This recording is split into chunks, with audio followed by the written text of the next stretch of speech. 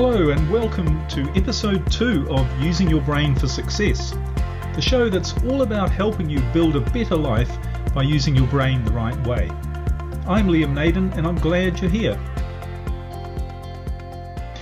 In this episode we're going to dive into something pretty deep, which is the true meaning and purpose of your life. Now at some point, perhaps many times, you've probably found yourself asking the questions, what's life all about? What's the purpose of my life? Why am I here? What's going on? And even, what's really the point of life at all? Well, these are questions that people have pondered probably for as long as humans have been able to think. And it's certainly something that has occupied some of the greatest minds and thinkers. In fact, there have been countless books written on the subject. People have developed entire philosophies and even religions around trying to answer the question, who am I and why am I here? Now, it's also a question that we tend to ask when we're feeling frustrated with our life. It's when we're overwhelmed by problems or just feel that life is getting on top of us and becoming too hard to handle. That's when we often stop and think, this all seems to be pointless. What's going on?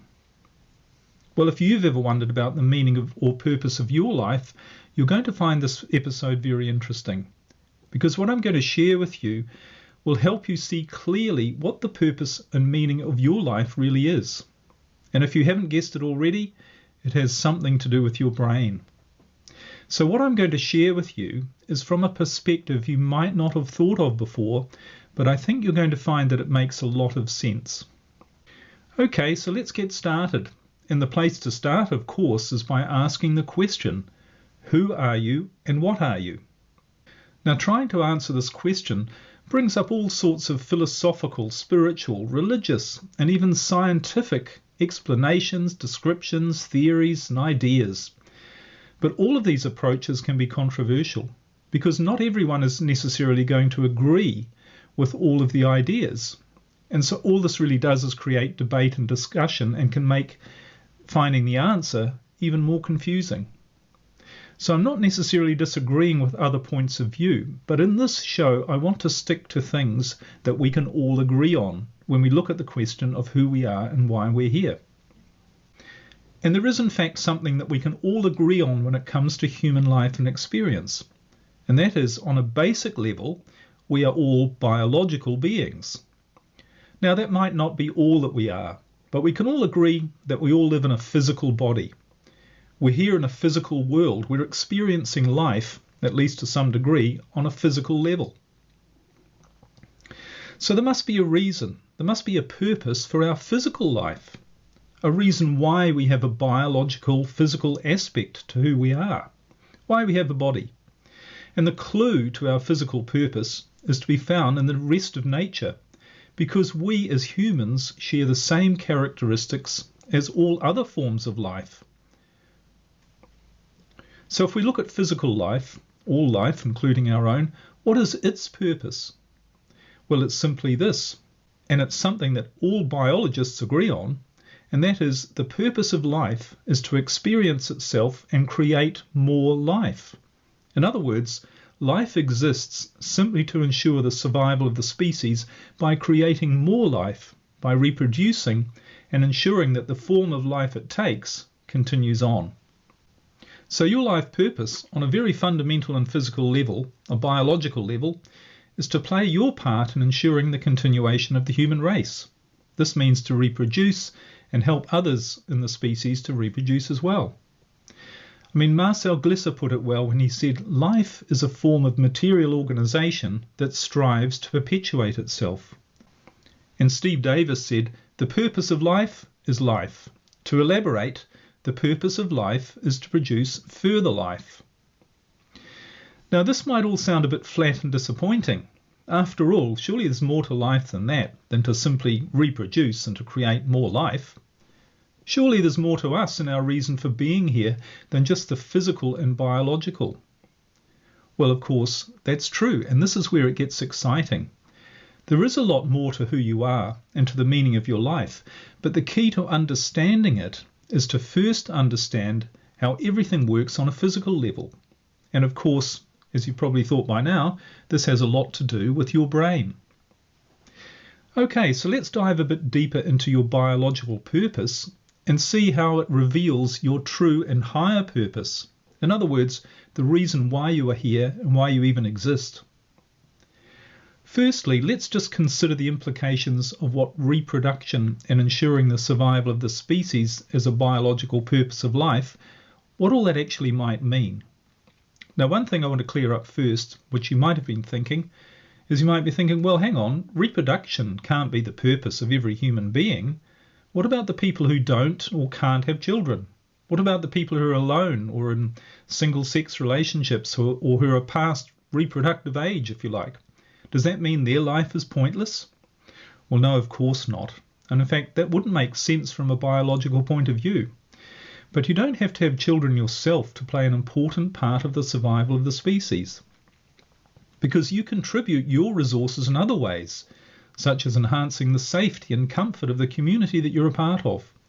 And you use your wisdom, your knowledge, your skills, your ideas and your attitudes, all of these things that help ensure the betterment of the species. All right, but let's look closely at what reproduction on a biological level actually is. So when you're reproducing, what are you actually creating? And what are you actually ensuring survives? Well, it's not your physical body, is it? I mean, you're not actually creating a clone of yourself. But what you do when you reproduce is that you pass on the information about who you are and what makes you human. You're passing on a code, if you like. And that code of information about who you are, which is a blueprint of your life, is contained in something called your DNA. So it's your DNA which gets reproduced when you reproduce. So what is DNA? DNA is actually a chemical that exists in the nucleus of every cell in your body. And in fact, it's something that all living things have, and it's contained inside every living cell of every species. And this DNA takes the form of a long string of molecules, and it literally contains the unique code of everything about you. So it's like a recipe book, if you like, that holds all of the instructions for making you the unique individual that you are. So your DNA contains the blueprint of who you are, and it's what you pass on to your children in combination with another human being, the other parent, of course. Now, this DNA stuff is absolutely incredible. I mean, if you thought some of the things I shared with you in the last episode about your brain were mind-blowing, wait until you learn about your DNA. Because this chemical, and if you want to visualize it, it's made up of two strands of molecules which are joined together so that it almost looks a bit like a ladder twisted into a spiral. And these strands of molecules, they contain more than 250 million pieces of information, and they are identical in every cell of your body. So that's 250 million pieces of information about you. Everything about you and every single thing that makes you similar but unique compared to every other human being who's ever lived. And you know, if you were to stretch out these strands of molecules that are contained in each cell, each of these ladders would be nearly 1.2 meters or nearly 4 feet long.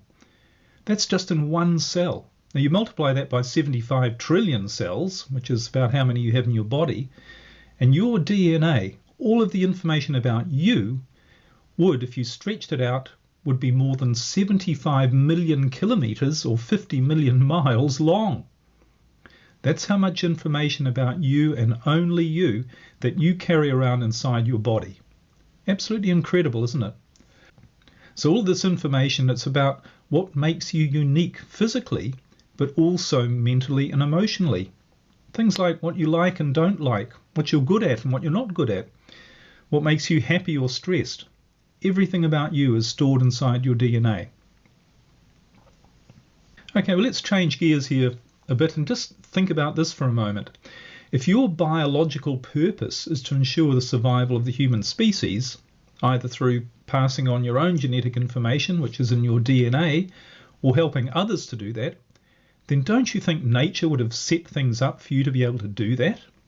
Don't you think there would exist in nature everything you needed for the best chances of survival of a species, any species, including the human species, including you? Well, of course, nature has done that.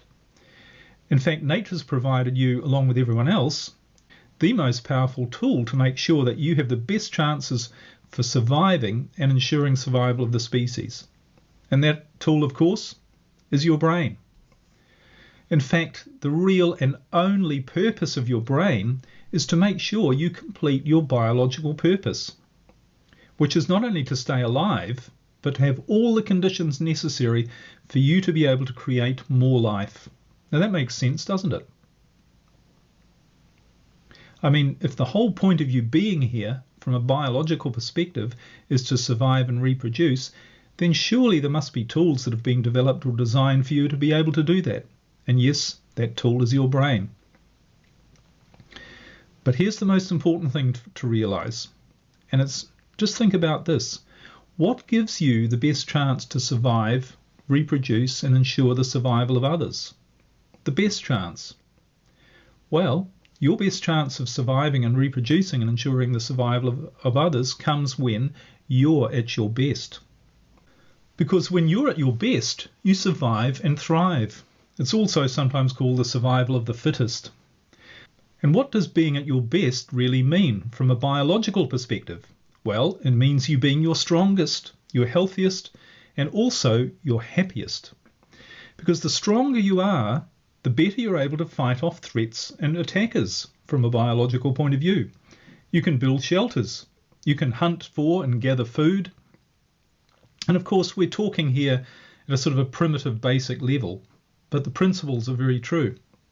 And when you're healthy, well, you have a strong immune system. That means you can fight off disease and recover more quickly from infections or illnesses.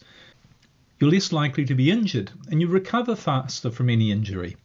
And you can run faster, you can run for longer, you can survive the cold and heat better, and you need less to eat.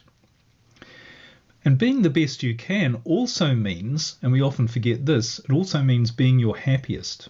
Now why? Because the happier you are, not only the better your body functions, but you think better as well. You're more resourceful, you're more creative, you're more optimistic, you have better and more good energy, and you're also more loving and protective of others. So from all of this, you can reach really only one conclusion, and that is, if your biological purpose is to give yourself the best chance for your survival and the continuation of life, and your best chance of doing this is by being your strongest, healthiest and happiest that you can be, then the purpose of your life is to be the strongest, healthiest and happiest you can be. And your brain is the tool that has been provided for you to do that. Now really think about that for a moment. The purpose of your life, the true purpose of your life, is to be the strongest, healthiest and happiest you can be. And your brain is what you use to make sure of that. Your brain is sitting right there between your ears, designed to use its enormous power for only one purpose, to make sure that you are as strong, healthy and happy as you can be. Well, isn't that great to know that you're actually supposed to be strong, healthy and happy? You're not supposed to have problems. So of course you're probably thinking at this point, well, okay, Liam, so why do I have problems? I mean, if my brain is working to try and make me strong, healthy and happy, then why aren't I? Why do I have so many problems and why do I have so much stress in my life? Well, of course, we're going to talk about why that is in much more detail in later episodes as to why we literally have problems in our life. But for now, just consider this idea. Do problems and stress make you stronger, healthier and happier? Do they? Well, on every level, they don't. They actually do the opposite. Stress and problems, they damage your body. They get in the way of your creativity and they shut down your resourcefulness and your ability to live fully. Now, I know you've heard that, problems and adversity, they're great, they make you stronger. But that's not actually true. In fact, like so much of what we think is true, it isn't true. I'll share with you the reasons why it's not true and why the true effects of hardship and stress are bad and not good and not part of our biological purpose. I'll share all that with you in a later episode. But the fact is that problems and stress interfere with your ability to live out your biological purpose. So they're not a part of your biological purpose. And in fact, they're simply the result of you using your brain the wrong way. Your brain is not designed to bring you problems and stress, But of course, like any machine, if you use it the wrong way, it's going to create problems for you. Really is as simple as that. So your biological purpose, the meaning and purpose of your life, is to be the best you can be.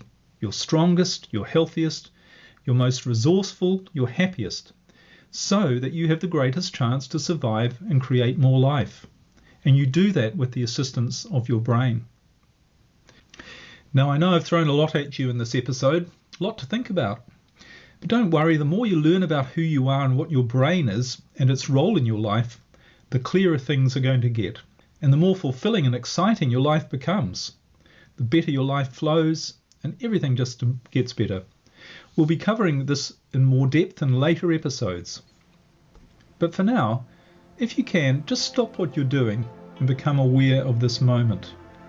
Of course, if you're driving your car or exercising or even listening as you're out walking, it might not be a good idea to stop what you're doing. But you can stop your thoughts. You can stop all of the mental chatter that rocks around inside our heads most of the time. You can bring your focus and awareness to the present moment. And you can notice, really notice, that you're right here and it's right now. There is no other time or place. And thanks to the incredible power of your brain, you're able to experience all of the wonderful beauty and power of this present moment. You're able to experience the precious gift that is your life. And as you let go and just allow your awareness to settle on the present moment, think about the marvel that is your physical body. It's your body, and locked up in every single cell of the more than 75 trillion cells that your body is made up of, there are more than 250 million pieces of information about you. Everything about you, about who you really are. And about the fact, the truth, that you are an incredible and unique expression of an infinite intelligence that is the cause of everything that exists. And think about your brain. It's a machine, if you want to call it that, that's far more powerful than any other known machine in the universe. A machine whose sole job is to make sure that all of the conditions are in place for all of the 250 million pieces of information which make up the essence of you, for all that information to be passed on through eternity, either directly or through your contributions to other members of the human species. And the best way your brain can do this is by making sure you're at your best, your strongest, your healthiest, your happiest, your most resourceful, physically, mentally, emotionally, and spiritually. Your brain knows exactly how to make that happen. It knows far more than you do, than what you think you do, about how to be happy and healthy and live your true life purpose. It knows exactly what to do to enable you to live your life at the highest level, living to your full potential. Remember, you're not here to struggle. Your purpose is never to be stressed, worried or afraid, or dealing with problems or obstacles, or anything that is making you unhappy. All of those things are simply taking you away from your purpose. You're here to thrive. You're here to be the fullest expression of who you are, to experience life as it really is, which is a continuous flow of love and joy. And all you need to do is to let your brain create it for you. That's all for this episode of Using Your Brain for Success. I look forward to sharing with you in future episodes so much more about how you can truly create an extraordinary life using the incredible power of your brain. In the meantime, if you'd like to learn more about creating success in your life, visit my website, liamnaden.com. There you can also learn about neurostate rebalancing, which is a technology which automatically gets your brain working the right way to solve problems and create a life you love. So I look forward to connecting with you again soon. Bye for now.